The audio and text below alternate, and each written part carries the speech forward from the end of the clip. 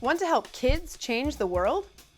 UNICEF and the Swedish Institute need your help to facilitate online learning for our event, Kids Hack the Crisis, in which we're going to tap into kids' creativity to help solve the COVID crisis.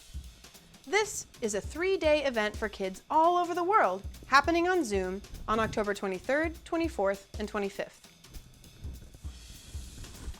Volunteers should be over 18, be available in afternoon time slots in European or North American time zones, and have some experience with kids, online teaching, or technology. For helping out, you'll receive recognition from UNICEF and the Swedish Institute as a way to say thanks. What does volunteering mean? Well, before the event, you'll do some online training at your own pace, about 2 hours. And then during the event, you'll work with groups of 10 kids to do activities like brainstorming, maker activities, and some coding online. Don't worry, we'll teach you everything you need to know.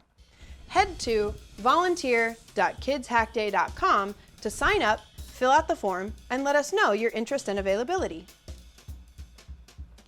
We need 100 volunteers to sign up in under 2 weeks, so please share this with your trusted friends and then get ready to help kids hack the crisis.